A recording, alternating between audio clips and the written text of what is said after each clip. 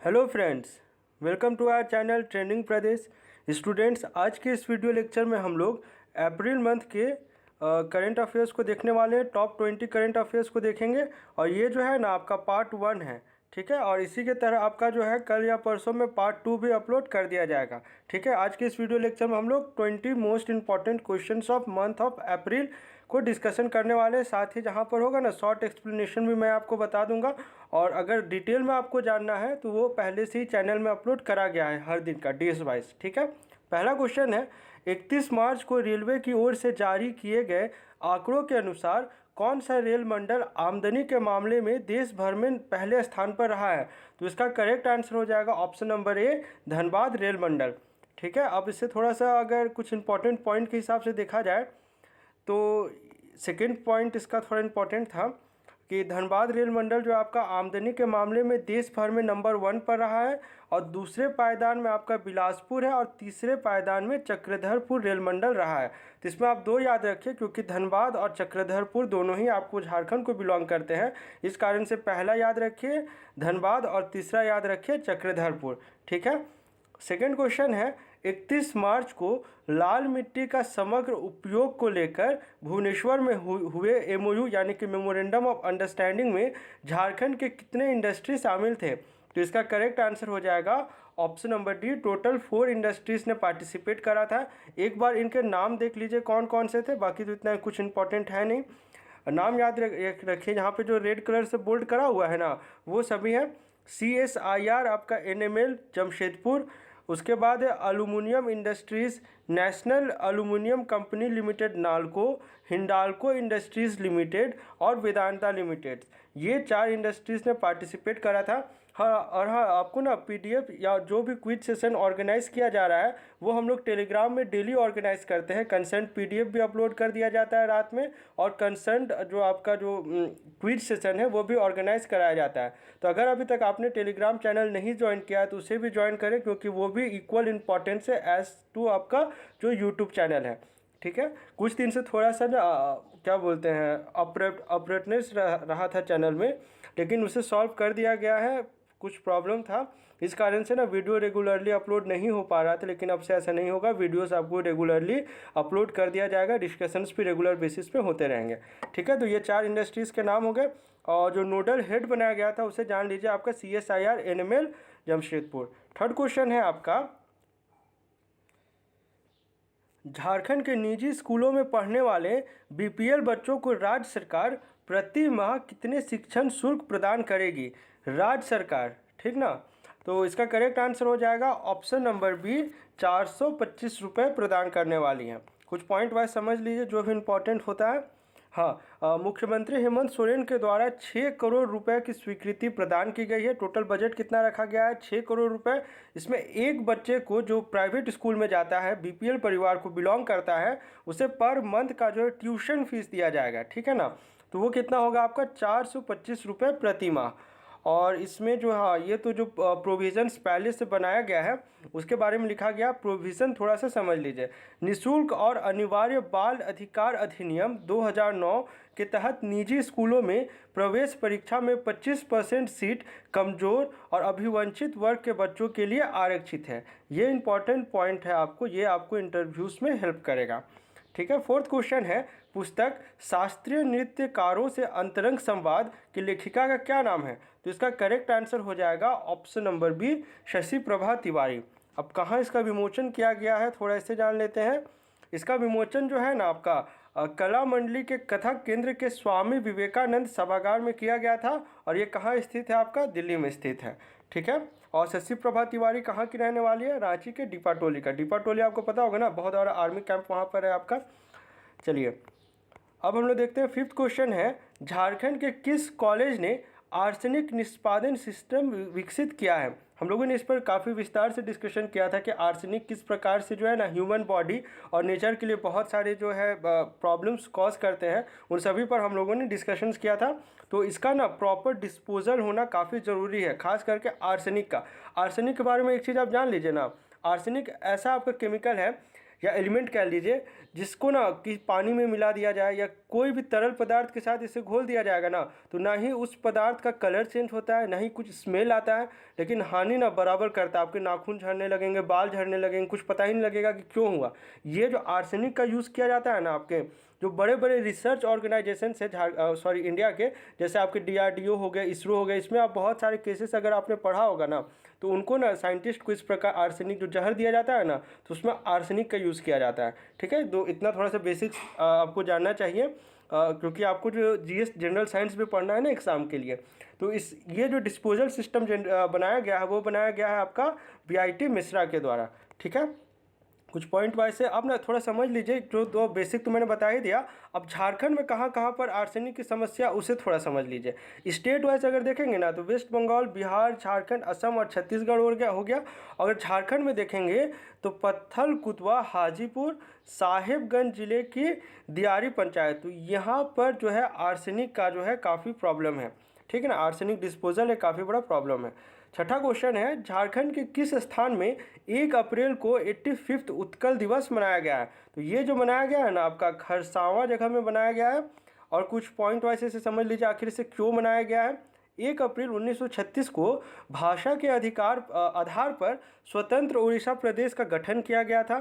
तभी से 1 अप्रैल को जो है ना उत्कल दिवस मनाया जाता है। इस दिन स्वतंत्र उड़ीसा प्रदेश के गठन में महत्वपूर्ण भूमिका निभाने वाले विभूतियों को याद कर श्रद्धांजलि दी जाती है। अगर ये क्वेश्चन आपको एग्जाम में आता है ना, अगर आपको नहीं भी पता है, कि अगर आपने ये नहीं भी पढ़ा है ना, तब भी आप गेस कर सकते हैं, क्योंकि उड़ीसा का बॉर्डर आप देखिएगा ना, तो सबसे सटा हुआ अगर कोई भी अगर जगह आता है, डिस्ट्रिक्ट आता है आपका, तो वो है आपका खरसावां जिला। ठीक है, समझ गए होंगे। चलिए, 7वां क्वेश्चन है, दीप्ति कुमारी और लक्ष्मी हेम्ब्रोम का संबंध किस खेल से है? ये इंपॉर्टेंट क्वेश्चन है, 2 तरह से इंपॉर्टेंट मैं आपको बताता हूँ। तो इनका संबंध जो है ना आपका, वो तीरंदाजी खेल से है। अब थोड़ा सा बेसिक्स जान लेते हैं कि ये दोनों कहाँ की रहने वाली, एक तो आपके जमशेदपुर की रहने वाली लक्ष्मी हेम्ब्रोम, और दीप्ति कुमारी जो है रांची के जोन्हा के रहने वाली हैं। अब इनका जो चयन है ना, वो जूनियर भारतीय तीरंदाजी टीम में हुआ है। सोनीपत में 28 मार्च से 2 अप्रैल तक आयोजित यूथ जूनियर रिकर्व बालिका की चयन प्रक्रिया में दोनों ने स्थान हासिल किया था। अब वे भारत का प्रतिनिधित्व करेंगे। ठीक है, ये दोनों जो है 2 से 9 मई तक होने वाले एशिया कप में भारतीय जूनियर तीरंदाजी टीम के साथ बैंकॉक जाएंगी। अब तो जो लग रहा है ना, कि ये शायद ही आपका ऑर्गेनाइज किया जा सके, क्योंकि जितने भी फॉरेन ट्रैवल्स थे वो सारे तो बैन कर दिया गया है ना। आपने देखा ही होगा, ऑस्ट्रेलिया ने भी मना ही कर दिया है। ऑस्ट्रेलिया में तो बाकायदा आपका क्या कर दिया है ना, कि जो भी अभी भारत से ट्रैवल करता है, वो NRI हो चाहे वो रेसिडेंस हो ऑस्ट्रेलिया का, उसे 5 साल की जेल या 5 लाख जुर्माना और 5 साल की जेल और 37 लाख रुपए जुर्माना का प्रावधान कर दिया गया। तो काफ़ी स्ट्रिक्ट अभी नियम्स कर दिए गए हैं। खैर चलिए, उस पर नहीं डिस्कशन करते हैं, इस पर वापस आते हैं कि दीप्ति कुमारी दो मैंने बोला था ना, तो इसमें दीप्ति कुमारी जो है आपके रिकर्व में भारतीय टीम में चयनित होने वाली झारखंड की पहली महिला तीरंदाज है। तो अगर आपसे पूछ लेता है रिकर्व कैटेगरी में भारतीय टीम में चयनित होने वाली झारखंड की पहली महिला तीरंदाज कौन है, तो आपका आंसर हो जाएगा दीप्ति कुमारी। दीपिका कुमारी दूसरा है। ठीक ना। चलिए, 8वां क्वेश्चन है, किस जिले में पूर्वी भारत का पहला वानप्रस्थ सैन्य आश्रम का उद्घाटन किया गया है? तो इसका करेक्ट आंसर हो जाएगा गुमला जिले में इसका उद्घाटन किया गया है। ऑब्जेक्टिव थोड़ा समझ लीजिए, और इसका उद्घाटन जो है ना, वो द्रौपदी मुर्मू के द्वारा किया गया है। ठीक, गुमला जिला अंतर्गत रायडीह प्रखंड स्थित मांझा टोली के पर्यटन भवन में 1 अप्रैल को भूतपूर्व सैनिक एवं वीर नारियों के लिए वानप्रस्थ सैन्य आश्रम का उद्घाटन किया गया है। ठीक है, इससे क्या होगा, जिले के पूर्व सैनिक एवं वीर नारियों को इस आश्रम से लाभ मिलेगा। जैसे ओल्ड एज होम कॉन्सेप्ट जो होता है ना, उसी के बेसिस पर इसे लागू किया गया है। 9वां क्वेश्चन है, झारखंड के किस रेडियो स्टेशन के द्वारा योग एस्पिरेशन, और सॉरी यहाँ पर ना ये टाइपो हो गया, ये एस्पिरेशन नहीं होगा, ये एप्रिसिएशन होना चाहिए। ठीक ना, एप्रिसिएशन मतलब अच्छा बड़ाई करना किसी का। योग एप्रिसिएशन प्रोग्राम नामक प्रोजेक्ट चलाया गया है, ये टाइपो है, इसे करेक्शन कर देंगे जब आपको PDF दिया जाएगा। तो ये जो है ना, इस टाइप का अगर रेडियो वाला अगर क्वेश्चन आता है, तो आप अगर आपको नहीं कुछ सूझ रहा है ना एग्जाम में, तो आप बीट मतलब रेडियो खांची के साथ चले जाएंगे वहाँ पर। कुछ पॉइंट वाइज समझ लेते हैं आखिर ये इसे कौन सा मंत्रालय दिया आपको। ये आयुष मंत्रालय भारत सरकार की ओर से इसे दिया गया है। और ये जो प्रोजेक्ट है 1 अप्रैल से लेकर 1 अप्रैल से विश्व योग दिवस यानी कि 21 जून तक चलेगा। ऑब्जेक्टिव क्या हो सकता है? योग का बढ़ावा देना, इंपॉर्टेंस बताना, ही तो हो सकता है ना, जागरूकता पैदा करना। ठीक है, चलिए 10th क्वेश्चन है, झारखंड के किस जिले में ई स्वास्थ्य की ऑनलाइन हॉस्पिटल प्रणाली की शुरुआत की गई है? तो इसका करेक्ट आंसर हो जाएगा ऑप्शन नंबर सी, धनबाद में की गई है। आपको पहले मैंने बताया था ना कि ई समाधान पोर्टल एक लॉन्च किया गया था आपका धनबाद में, तो उसी का बेसिस पर ना ये समाधान पोर्टल एक ऑनलाइन कंप्लेंट सिस्टम थी कि आपको धनबाद डिस्ट्रिक्ट के अगर आप निवासी हैं और आपको किसी भी तरह की प्रॉब्लम हो रही है तो आप इस पर कंप्लेन कर सकते थे। तो लोगों को ना हॉस्पिटल से रिलेटेड काफ़ी ज़्यादा प्रॉब्लम्स हो रही थी कि अगर अपॉइंटमेंट होता था तो कभी डॉक्टर नहीं आते थे, डॉक्टर आते थे तो जो प्रिस्क्राइब्ड मेडिसिन रहती थी वो नहीं मिलता था, तो बहुत सारा समस्या जनरेट हो रहा था। तो हॉस्पिटल्स को लेकर बहुत सारी कंप्लेंट्स थी। उसी के बाद जो धनबाद के डीसी हैं ना उमा शंकर जी, उन्होंने ये डिसाइड किया कि नहीं, हम लोग जो है ना एक नया कॉन्सेप्ट ट्राई करते हैं जो कि आपका कहलाया ऑनलाइन हॉस्पिटल प्रणाली, ई स्वास्थ्य की ऑनलाइन हॉस्पिटल प्रणाली। तो इस टाइप का कोई इनिशिएटिव लेने वाला पहला जिला कौन है आपका? धनबाद, रांची नहीं है। ठीक ना, हर बार रांची करेक्ट नहीं होता है। चलिए 8 अप्रैल को ई स्वास्थ्य की ऑनलाइन हॉस्पिटल प्रणाली की शुरुआत की जाएगी। अब तो हो चुका है, ये पास्ट टेंस में चला गया, कोई नहीं। तो ई समाधान पोर्टल जैसे कि मैंने आपको बता दिया, तो वही चीज़ें जो मैंने आपको जो समराइज़ किया ना उसी को यहाँ पे पॉइंट वाइज मिला गया है। अगर आपने पहले से नहीं पढ़ा तो जब PDF मिलेगा आपको, आप इसे डिटेल में पढ़ लेंगे। ठीक है, उसके बाद आपका झारखंड के कितने जिलों में EFIR कराने की सुविधा का शुभारंभ किया जाएगा? तो ये जो किया जाएगा आपका टोटल 22 जिलों में करने किया जाना है इसे।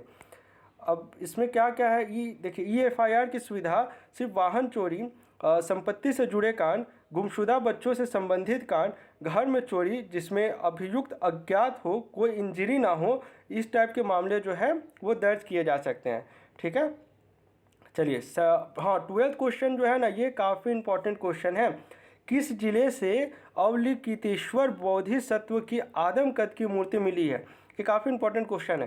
तो ये जो मिला है ना आपका, ये मिला है आपका हजारीबाग जिले में। देखिए इस टाइप का ना पाल वंश जो आपने पढ़ा होगा, सॉरी जो हाँ महेंद्र पाल के जो है, महेंद्र पाल याद रखिएगा, पाल वंश के नहीं। यहाँ पे कंफ्यूजन हो सकता है कि पाल है तो पाल, वो पाल नहीं, वो प्रतिहार गुज्जर के थे। लेकिन उनका जो उनके द्वारा भी बनाया गया ना बहुत सारा मूर्ति यहाँ पे मिला। पाल वंश का तो मिला ही है, लेकिन साथ ही साथ आपका जो महेंद्र पाल हो गया उनके द्वारा भी बनाया गया बहुत सारा मिला। अब प्रथम कह लीजिए जो भी आपके याद में आ रहा है, क्योंकि द्वितीय तो पढ़ना ही नहीं है ना।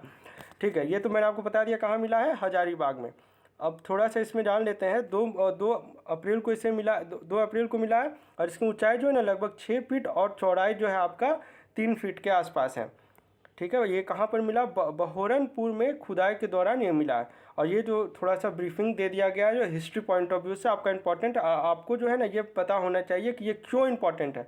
बौद्ध धर्म की महायान शाखा में अवलोकितेश्वर का वर्णन मिलता है। ये सबसे इम्पॉर्टेंट बोधिसत्वों में से एक है। ठीक है, चलिए उसके बाद है आपका झारखंड के किस कॉलेज में देश की सबसे बड़ा स्कूली छात्र हैकाथॉन का आयोजन किया जाएगा? तो ये किया जाएगा आपका IIT ISM धनबाद में। ये थोड़ा सा बीच में आ गया है, कोई नहीं, इसे मैं नेक्स्ट टाइम से ना इसे साइड में प्लेस करूँगा। चलिए, तो ये हैकाथॉन ऑर्गेनाइज किया जाएगा IIT ISM के द्वारा। और ये जो ना देश का सबसे बड़ा स्कूली छात्र हैकाथॉन होगा।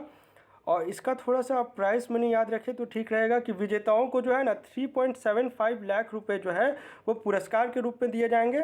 और ऑनलाइन हैकाथॉन प्रतियोगिता में रोबोटिक्स, आर्टिफिशियल इंटेलिजेंस जो AI होता है, जो आप IoT पढ़ रहे होंगे ना, अगर सुना भी होगा आपने, अगर न्यूज़पेपर्स फॉलो करते हैं, हिंदू, इंडियन एक्सप्रेस, ये सब, तो AI IoT जो सुनते हैं ना, इंटरनेट ऑफ थिंग्स, ये काफ़ी आर्टिफिशियल इंटेलिजेंस से रिलेटेड काफ़ी अच्छा प्रोग्रामिंग होता है इसका। 2-3 प्रोग्रामिंग तो मैंने भी करा है इसके लिए। डेवलपमेंट, ग्राफिक डिज़ाइन और कंप्यूटर प्रोग्रामिंग समेत अन्य जो बहुत सारे इस टाइप के इवेंट्स इंजीनियरिंग कॉलेज में होते हैं, IIT ISM में जब था उस समय भी कराया जाता था। ठीक है, चलिए 14th क्वेश्चन है आपका, झारखंड के किस जिले में ई स्वास्थ्य की ऑनलाइन हॉस्पिटल प्रणाली की शुरुआत की गई है? कहीं ये शायद ना वो आपका डुप्लीकेट हो गया है। ये क्वेश्चन हम लोगों ने पहले डिस्कशन करा हुआ है। चलिए, ये क्वेश्चन एक्चुअली था कि आपका विष्णु भैया का निधन हो गया है तो वो किस जिले से थे, तो ये क्वेश्चन था यहाँ पे, ये टाइपो हुआ है थोड़ा। जामताड़ा के पूर्व विधायक विष्णु प्रसाद भैया का निधन हो गया है, वो रांची के मेडिका अस्पताल में इनका इलाज चल रहा था। चलिए 15th क्वेश्चन है, ये इंपॉर्टेंट क्वेश्चन है। 3 अप्रैल को केंद्रीय मंत्री नितिन गडकरी ने झारखंड में कितने सड़क परियोजनाओं का लोकार्पण एवं शिलान्यास किया है। ये थोड़ा सा ना इसको समझिएगा, क्वेश्चन क्या कहता है। तो आंसर तो इसका 21 हो गया, लेकिन इसमें 2-3 चीज़ है जो आपको याद रखना है, जो मैं आपको बता दे रहा हूँ। ये 2 बुलेट कम से कम आप याद रखिए, क्योंकि इसमें ना सेंट्रल गवर्नमेंट मिनिस्ट्री का इन्वॉल्वमेंट हो जा रहा है। 3 अप्रैल को झारखंड के मुख्यमंत्री हेमंत सोरेन की अध्यक्षता में वीडियो कॉन्फ्रेंसिंग के माध्यम से केंद्रीय मंत्री नितिन गडकरी ने 539 किलोमीटर लंबी 21 सड़क परियोजनाओं का लोकार्पण एवं शिलान्यास किया है। इसके तहत 7 सड़क परियोजनाओं का लोकार्पण और 14 सड़क परियोजनाओं का शिलान्यास किया गया है। ठीक है, देखिए एक होता है ना उद्घाटन करना किसी भी चीज़ का, और एक होता है आपका जो है ना नींव रखना। तो इसीलिए यहाँ पर लोकार्पण और शिलान्यास 2 अलग अलग टर्मिनोलॉजीज़ का यूज़ किया गया है। ठीक है, और ऑब्जेक्टिव तो है, अब ऑब्जेक्टिव जब आपको PDF मिलेगा आप पढ़ सकते हैं, ये उतना इंपॉर्टेंट नहीं है, आपको बस एक तर्क वितर्क के लिए ये सब याद रहना चाहिए। चलिए 16वां क्वेश्चन है, झारखंड से किन्हें लाइफ टाइम अचीवमेंट अवार्ड से सम्मानित किया गया है। ये काफ़ी इंपॉर्टेंट क्वेश्चन है, और जितने भी अवार्ड्स इस पर्टिकुलर क्वेश्चन में है ना आपको पता रहना चाहिए। तो इसका करेक्ट आंसर हो जाएगा ऑप्शन नंबर सी, सुमराय टेटेजू की सम्मान से सम्मानित किया गया है।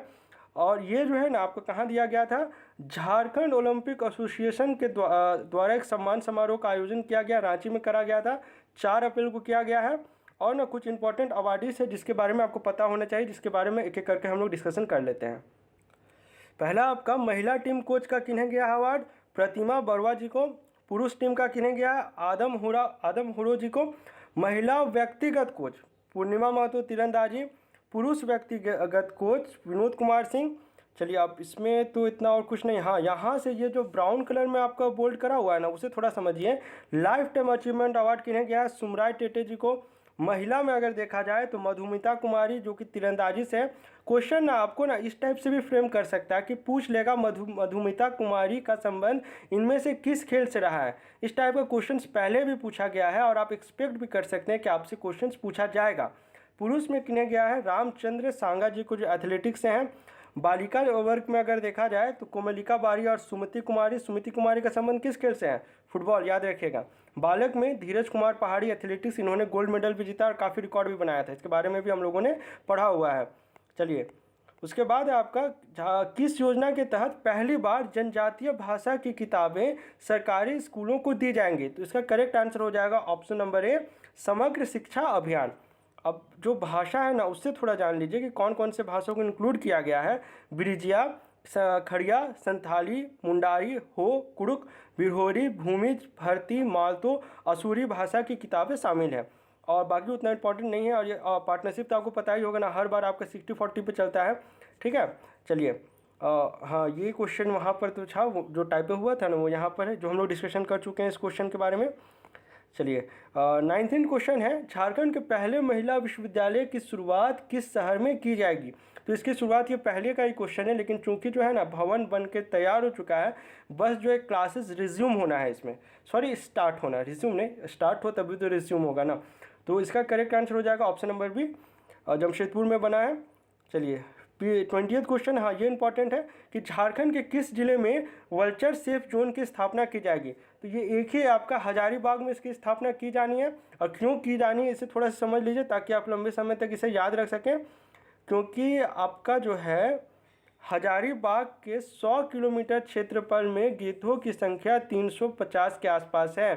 तो हजारीबाग ही इकलौता है जहाँ पर इतना, बाकी में तो है भी नहीं। पहले तो आप देखते भी होंगे ना गिद्ध, लेकिन आजकल गिद्ध कहाँ दिखाई देता है। तो हजारीबाग को इसीलिए चुना गया है। ठीक है, तो चलिए मिलते हैं झारखंड के अगले करंट अफेयर्स वीडियो लेक्चर में।